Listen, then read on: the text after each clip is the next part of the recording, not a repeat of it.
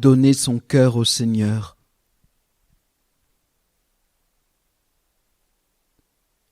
Théo. Cela fait maintenant plus de 3 ans que nous échangeons. J'aimerais savoir ce qui, pour toi, est le plus important. L'ancien répond sans hésiter. Donner son cœur au Seigneur. Et c'est tout ? C'est tout.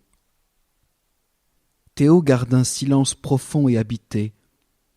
L'ancien finit par ajouter. Une fois que le cœur a été offert au Seigneur et accepté par lui, tout est fait, tout peut s'accomplir en lui. Théo. Cela paraît simple, mais depuis que je suis précepteur, je m'aperçois que ce n'est pas si évident. L'aspirant a beau être connecté au cœur du maître et à la source dès la première initiation, le nettoyage semble sans fin et l'avancée du yatra très lente. Même lorsque le maître donne accès à la région cosmique, les aspirants délaissent le monde de l'unité pour retourner à celui de la dualité. C'est un peu comme s'ils étaient enfermés.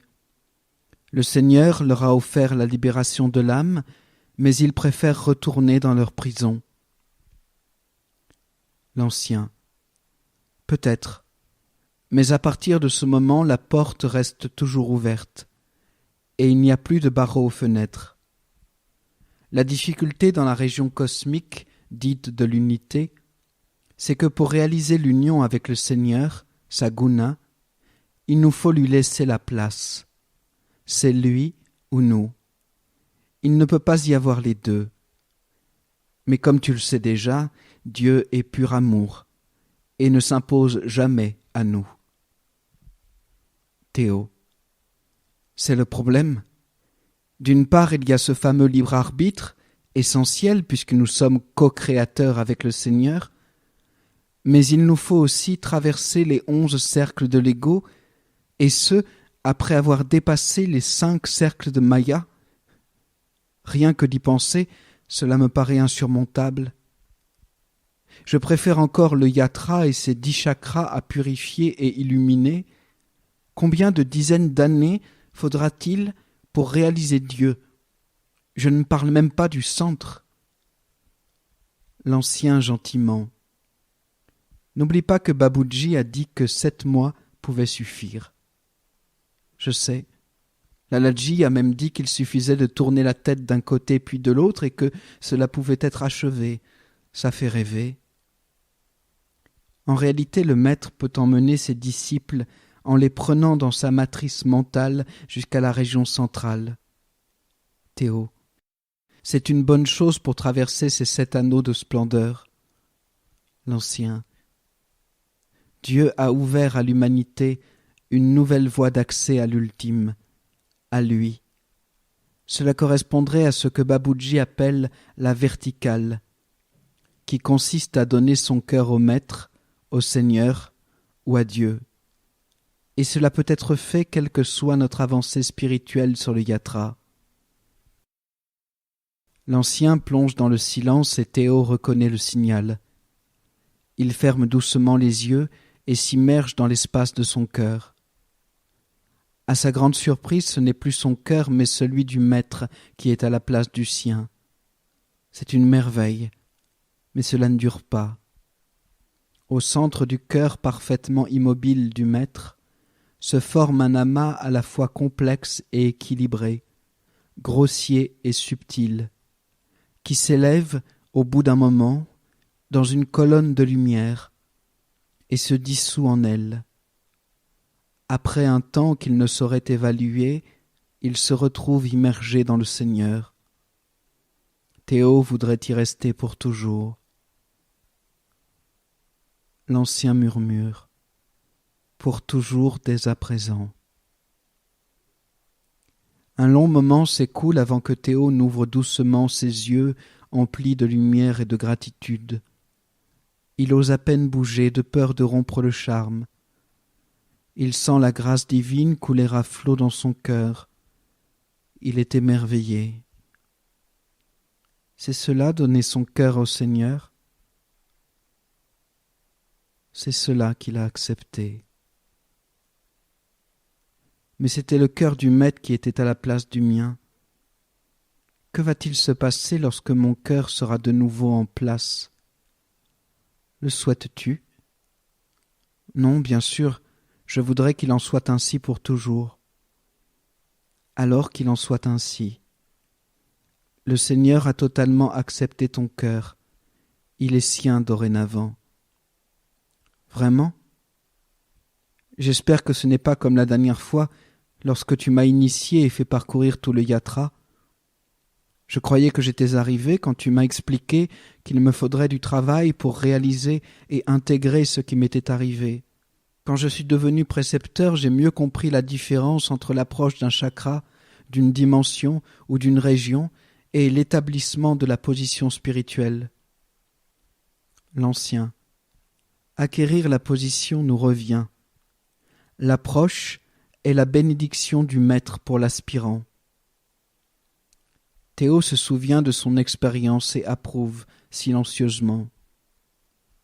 L'Ancien poursuit. Le travail du maître est de nous prescrire une pratique, de nous aider à progresser spirituellement jusqu'à ce qu'il puisse nous initier une deuxième fois et que nous devenions son disciple. Néanmoins, le but final est de nous conduire jusqu'à Dieu et de nous remettre à lui. Et que se passe-t-il ensuite? L'Ancien souriant. Alors, comme dit Baboudji, le chemin commence. Maintenant, c'est Dieu qui nous initie. Le maître a fini le travail que le Seigneur lui avait assigné. Théo. C'est Dieu qui prend le relais. L'Ancien. Oui, pour toujours. Désormais, Dieu réside dans l'espace de ton cœur. Ton cœur ne t'appartient plus, il est sien. Donc cela veut dire que l'ego n'est plus actif, que mon cœur est parfaitement purifié, et que ton cœur est dans la condition requise pour recevoir en permanence la grâce. Théo ébahi. Donc tourner la tête de là à là, c'est vrai, s'exclame-t-il en tournant la tête de droite à gauche. Mais alors que signifie cette voix directe dont parlait Baboudji?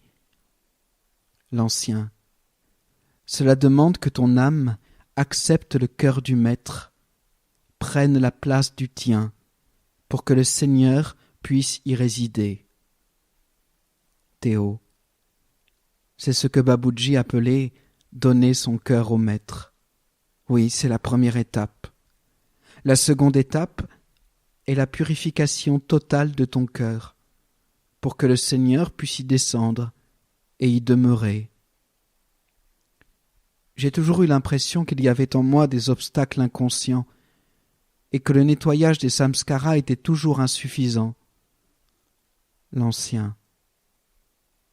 Le nettoyage du cœur est indispensable à cause des complexités et des impuretés qui l'ont opacifié. Les samskaras continuent à alimenter des tendances. Tout le travail que nous avons fait jusqu'à présent était une préparation indispensable. Oui, mais cela ne touche pas les tendances profondes qui sont ancrées en nous.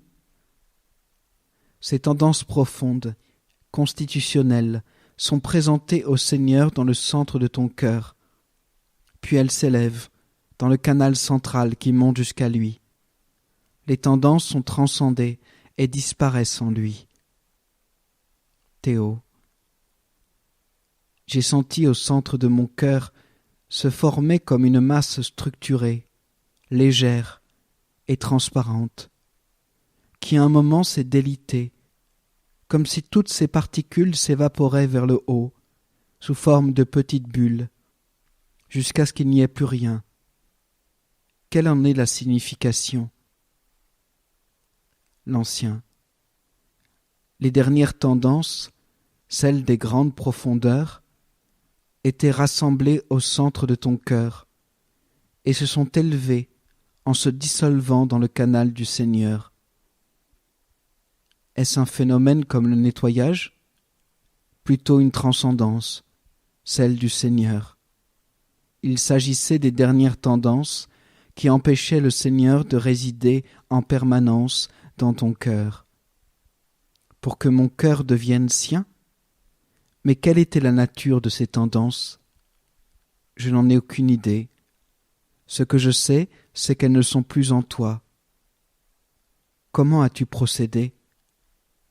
De manière métaphorique, j'ai demandé à ton âme de lumière qui venait de ta droite, Théo, donc du chakra de l'amour de la dévotion, Atma Chakra, l'ancien, et à ton âme de l'ombre qui venait de ta partie gauche, de se rejoindre et de se mélanger au centre de ton cœur, à la verticale du canal central. Dans le centre du cœur, il ne peut rester que des éléments sattviques, équilibrés. Une fois que l'ombre et la lumière se sont mélangées et que l'équilibre a été trouvé, le phénomène de transcendance du Seigneur se met en route, et il se produit une forme d'aspiration dans le canal central.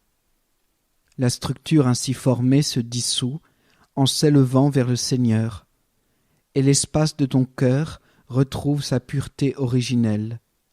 Le Seigneur peut alors y résider. Théo.